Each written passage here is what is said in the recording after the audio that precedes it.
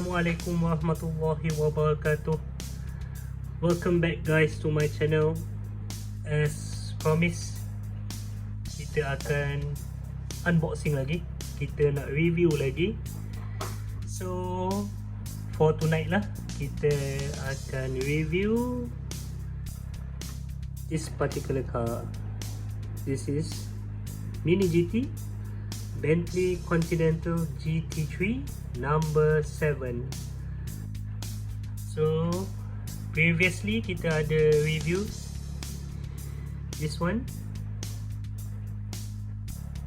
This one is number 6 and this one is number 7.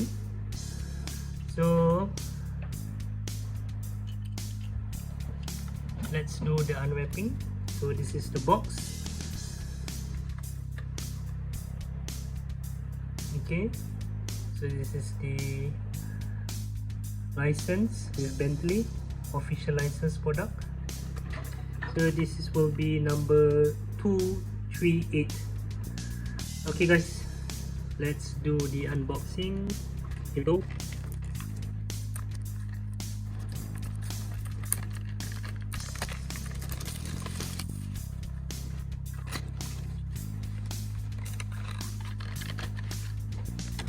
Okay, so this is the number 7 for GT3. This is one of my favorite casting as well for the Bentley. Memang dia nampak marvelous lah. Okay, so this one comes with the mobile punya tempo and several more ni kalau nampak ni. So with rubber tires and black rim. Okay, so this is the side exhaust. Let's go. Kita tengok yang depan pula.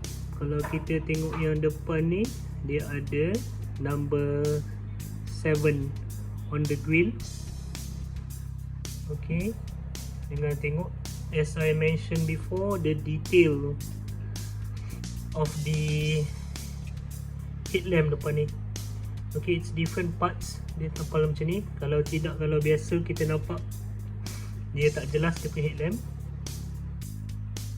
Okay, this is from the back.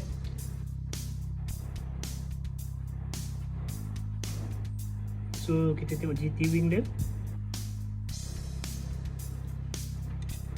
This is the view from the top.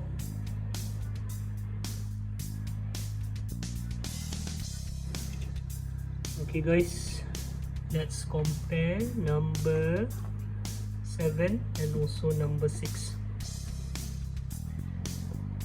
They have the same rim, tapi number 6 ni dia dah ada calibration sama dengan Ape ni.